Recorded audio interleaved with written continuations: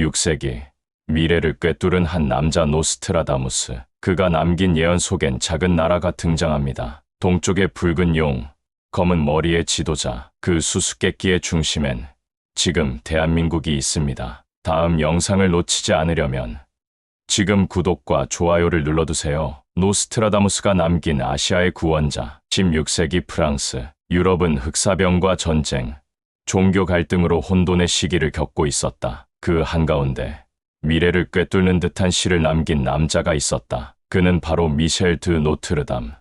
우리가 흔히 부르는 이름, 노스트라다무스다. 노스트라다무스는 총 942편의 사행시로 구성된 예언집 프로페티를 남겼다. 이 짧은 시들 안에는 수세기에 걸친 전쟁, 자연재해, 지도자의 죽음, 새로운 시대의 도래 등이 압축돼 있다. 그리고 그 시들 중 일부는 분명히 동방, 즉 아시아를 향하고 있다. 특히 한 구절이 오랫동안 논란의 중심에 서 있었다. 동방에서 위대한 존재가 나타난다는 구절이다. 많은 이들이 이를 파괴자 혹은 재앙의 상징으로 받아들였지만 몇몇 예언 연구자들은 전혀 다른 해석을 내놓는다. 그것은 바로 구원자의 등장, 그리고 그 구원자가 아시아, 그 중에서도 한반도에서 출현한다는 해석이다. 노스트라다무스는 구체적인 이름이나 국적을 명시하지 않았다. 그러나 작은 나라에서 태어난 자, 황금의 기운을 지닌 자, 산과 물로 둘러싸인 땅에서 나온 자라는 묘사는 누가 들어도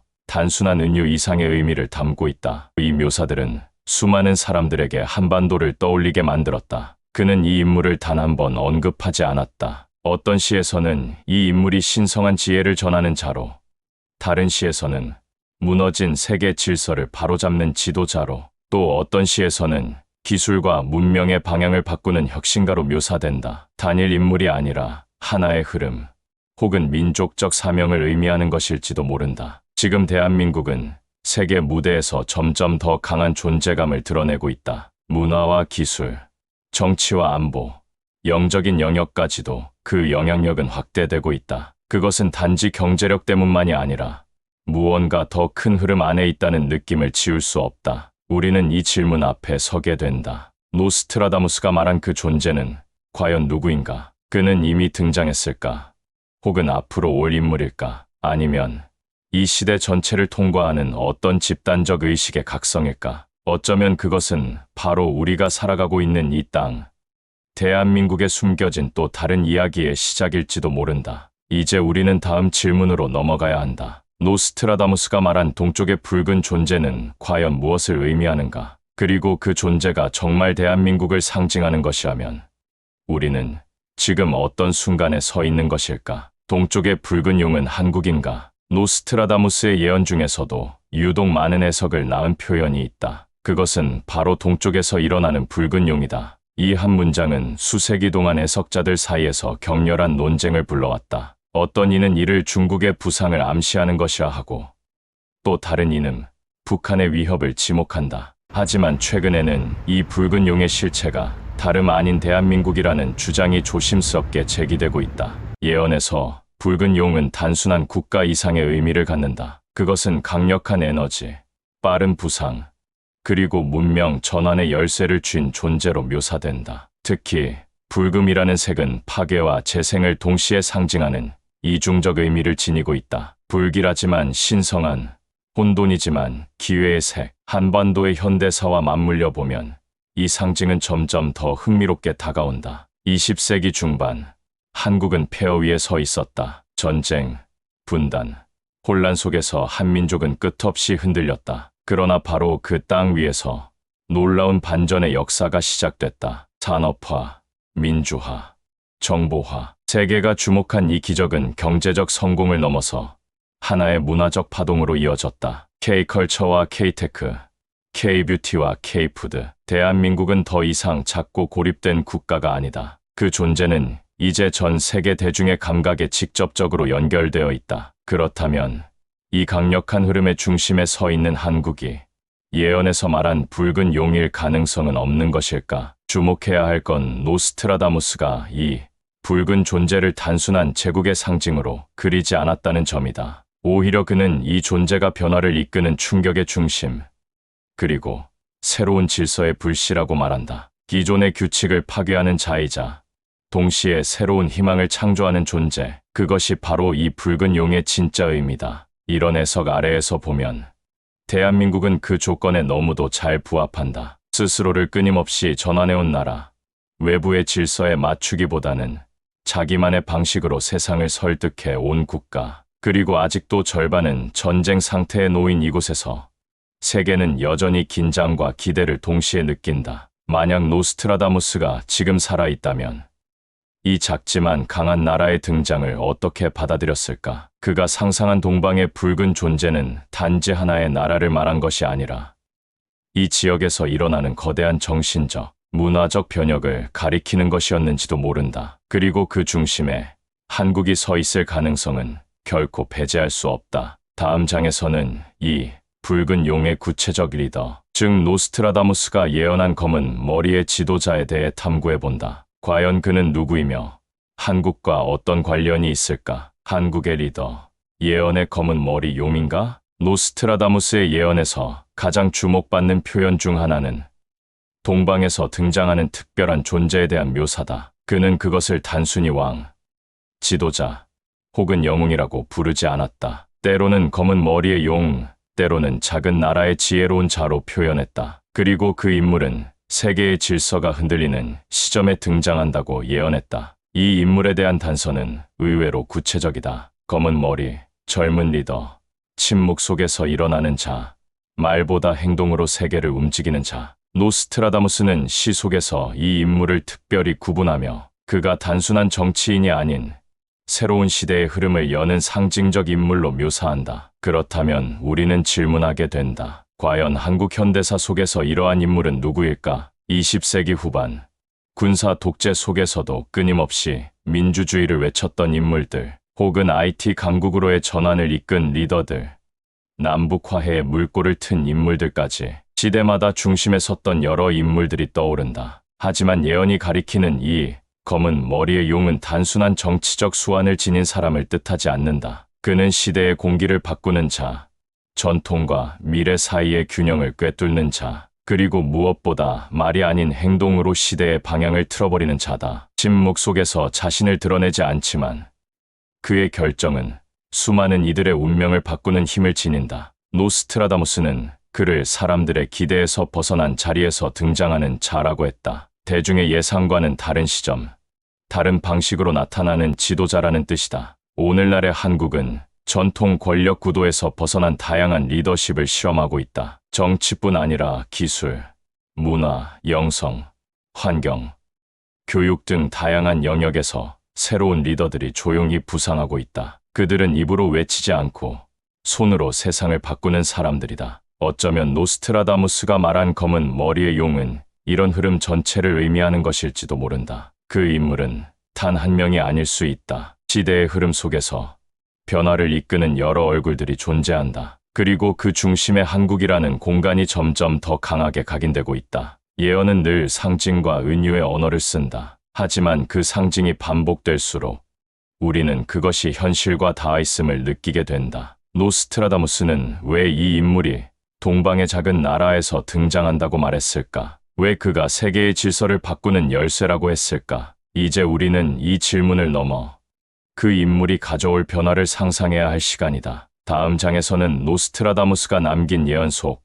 한국이 세계의 리더로 떠오르는 장면을 함께 살펴본다. 작은 나라가 어떻게 중심이 되는지를 말이다. 한국은 세계를 이끄는 나라가 된다. 노스트라다무스의 예언은 대부분 재앙과 위기의 상징으로 알려져 있지만 그 안에는 분명히 새로운 희망과 변화를 예고하는 문장들도 존재한다. 특히 주목할 만한 구절이 있다. 작은 나라에서 태어난 새로운 질서가 세계를 이끌 것이다. 겉보기에는 평범한 문장 같지만 이 문장을 해석하는 순간 한 나라가 떠오르기 시작한다. 바로 대한민국이다. 대한민국은 지정학적으로 보면 세계의 중심이 아닌 가장자리에 위치한 작은 나라다. 북으로는 세계에서 가장 고립된 국가, 남으로는 끝없는 바다. 전통적으로 강대국의 틈바구니 속에서 흔들려 온 역사를 가진 땅이다. 그러나 놀랍게도 이 작은 나라는 지난 반세기 동안 누구도 예상치 못했던 방식으로 자신만의 길을 걸어왔다. 노스트라다무스는 반복해서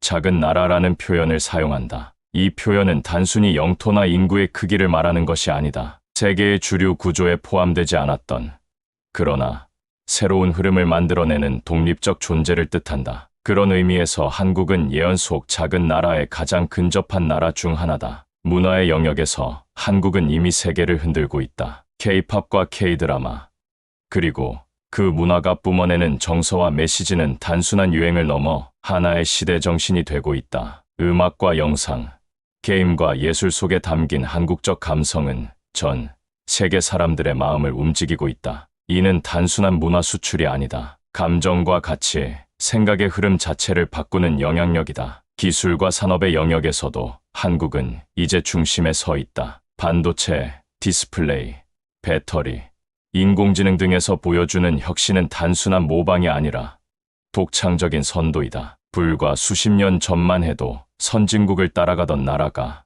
이제는 그 선진국들에게 새로운 기준을 제시하고 있는 것이다. 정치와 외교, 그리고 정신문화에서도 변화는 감지되고 있다. 갈등과 분단의 상징이었던 한반도는 이제 평화와 공존의 시험장이 되고 있다. 종교적, 철학적 다양성이 공존하는 한국은 동서양의 가치를 연결하고 융합하는 공간으로 떠오르고 있다. 노스트라다무스가 말한 새로운 질서의 모형이라는 표현은 단지 기술이나 정치 구조만을 의미하지 않는다. 인간의 삶을 바라보는 전혀 새로운 시선, 통합적 사고를 뜻하기도 한다. 예언은 때로 과장되거나 모호하게 들릴 수 있다. 하지만 세상이 흔들릴수록 사람들은 그 모호한 문장들 안에서 나침반을 찾으려 한다. 만약 노스트라다무스가 오늘의 세계를 바라본다면 그는 어떤 나라에 주목했을까? 수백 년 전 그가 남긴 말 속에 한국의 모습이 겹쳐 보이는 이유는 단지 우연일까? 아니면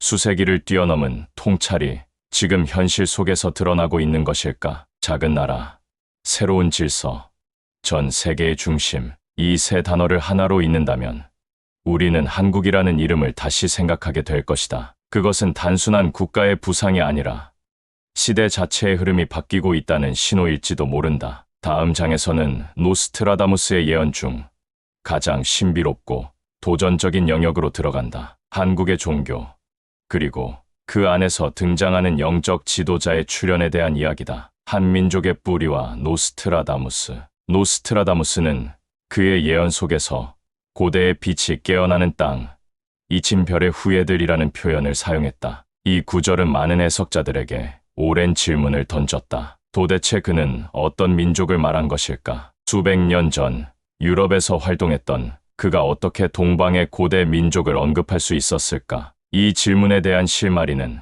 한민족의 뿌리를 들여다보는 것에서부터 시작된다. 한민족의 기원은 전설과 역사, 그리고 신화가 교차하는 지점에 서 있다. 단군 신화는 그 대표적인 예다. 하늘에서 내려온 환웅이 인간 세상의 문명을 열고 곰이었던 웅녀와의 사이에서 단군이 태어났다는 이 이야기에는 단순한 민족의 건국 전설을 넘어선 상징이 담겨 있다. 하늘에서 내려온 존재, 인간에게 도를 가르친 영적 리더, 그리고 백성을 위한 새로운 질서를 세운 창조자. 이는 단순히 신화로 치부할 수 없는 깊은 의미를 품고 있다. 노스트라다무스의 예언에는 하늘의 계시를 받아 땅의 질서를 세운 자라는 표현이 반복된다. 그가 말한 이 인물상은 놀랍게도 단군이라는 존재와 매우 유사한 특징을 지니고 있다. 둘 다 하늘과 땅을 연결하는 존재이며 백성에게 지혜를 전하는 자다. 그리고 이들이 나타나는 장소는 언제나 동쪽이다. 한민족은 수천 년 동안 거대한 제국들 사이에 둘러싸여 있었지만 그 속에서 스스로를 지켜내고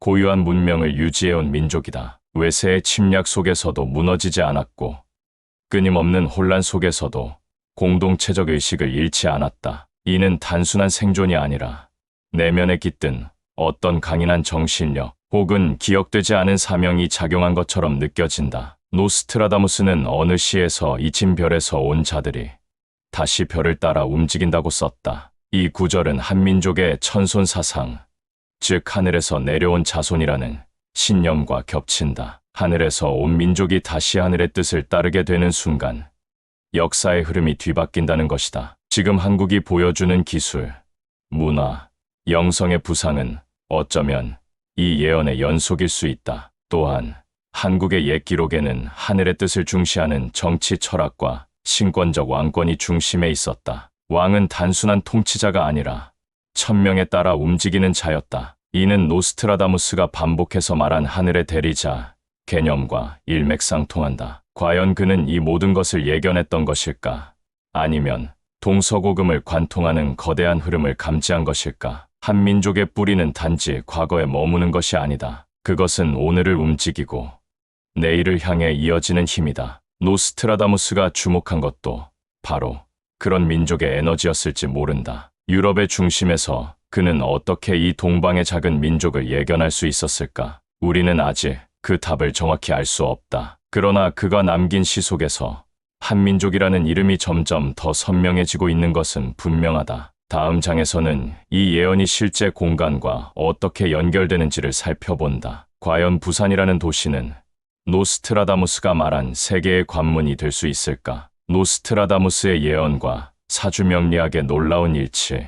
예언은 단지 미래를 맞히는 수단이 아니다. 그것은 인간이 세상의 흐름을 읽고 다가오는 변화를 준비하기 위한 고대의 지혜였다. 서양에서는 노스트라다무스와 같은 인물이 그 역할을 했고, 동양에서는 사주명리학이 그러한 기능을 담당해왔다. 겉보기에는 완전히 다른 체계 같지만 깊이 들여다보면 놀라운 접점을 발견할 수 있다. 노스트라다무스는 시간을 코드화된 시로 남겼다. 그는 수백 년 후의 사건들을 상징과 암호로 담아내며 인간의 역사와 개인의 운명이 얽히는 지점을 포착하려 했다. 그는 반복적으로 시간은 원을 그린다는 철학을 강조했다. 시작과 끝이 하나로 이어지는 구조, 순환하는 운명의 개념은 그의 예언 전반에 깔려 있다. 이 개념은 동양의 사주명리학과도 깊이 맞닿아 있다. 사주명리는 인간이 태어난 연월일시에 따라 천간지지를 배열하고 이를 통해 인생의 흐름과 운명을 분석한다. 그 핵심은 순환이다.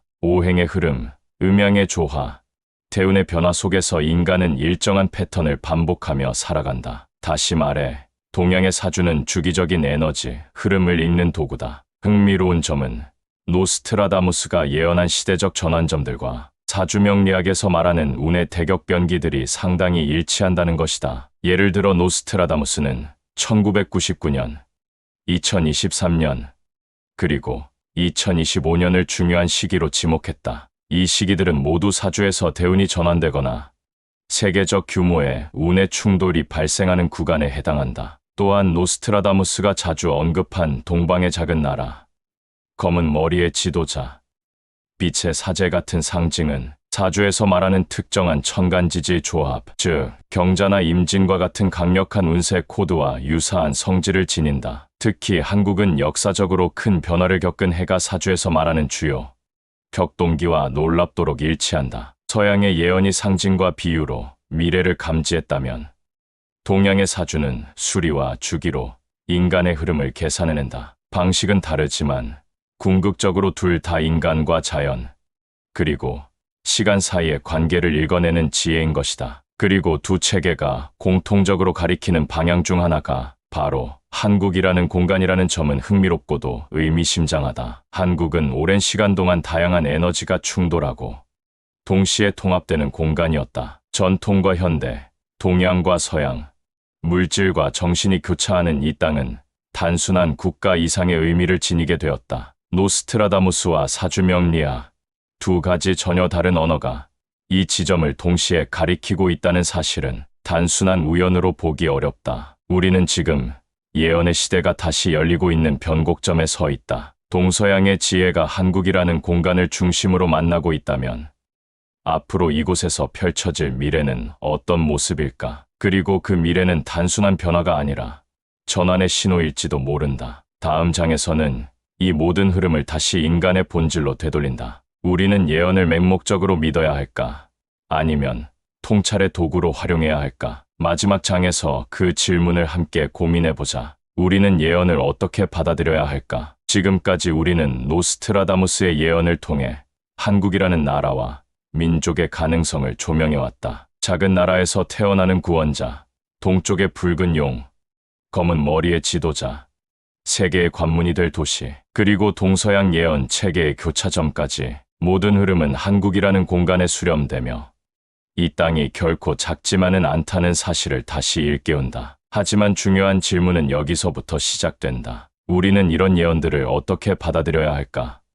단순히 믿고 의지하는 것이 맞을까? 아니면 그저 흥미로운 이야기로 넘기면 되는 걸까? 예언은 결코 확정된 미래가 아니다. 그것은 가능성을 제시하는 하나의 거울이다. 거울 속 풍경은 아직 오지 않았지만 지금의 우리가 어떤 방향으로 가고 있는지를 비추어 준다. 결국 중요한 건 예언이 무엇을 말했는가가 아니라 우리가 그것을 통해 무엇을 느끼고 어떻게 행동하느냐이다. 노스트라다무스는 명확한 답을 제시하지 않았다. 그는 수수께끼 같은 시를 남겼고 해석은 후대의 몫으로 넘겼다. 그가 바랐던 것도 단순한 믿음이 아닌 사고의 전환이었을 것이다. 자신의 운명을 타인의 말에 맡기는 것이 아니라 예언이라는 창을 통해 세상을 더 깊이 들여다보고 스스로 길을 찾는 것. 한국은 지금 전 세계가 주목하는 전환의 지점에 서 있다. 경제와 기술, 문화와 영성, 그 모든 요소가 맞물리며 하나의 흐름을 만들고 있다. 우리가 예언을 도구로 삼는다면 그것은 우리 민족이 앞으로 나아가야 할 방향을 더 선명하게 인식하게 해주는 나침반이 될 수 있다. 예언을 맹목적으로 믿을 필요는 없다. 하지만 그것을 무시해서도 안 된다. 때로는 과거에서 날아온 한 줄의 문장이 현재를 관통하고 미래의 문을 여는 열쇠가 되기도 한다. 중요한 건 그 문을 두드릴 용기다. 노스트라다무스의 예언이 말한 작은 나라는 어쩌면 우리가 살아가는 이곳, 바로 한국일지도 모릅니다. 여러분은 어떻게 생각하시나요? 이 이야기가 단순한 우연처럼 느껴지셨나요? 아니면 어딘가 마음 깊은 곳에서 울림이 있었나요? 앞으로도 우리는 숨겨진 예언과 잊힌 기록 속에서 오늘을 살아갈 통찰을 찾아 나갈 것입니다. 다음 이야기에서도 당신과 함께하길 바랍니다. 여러분의 생각을 댓글로 나눠주세요.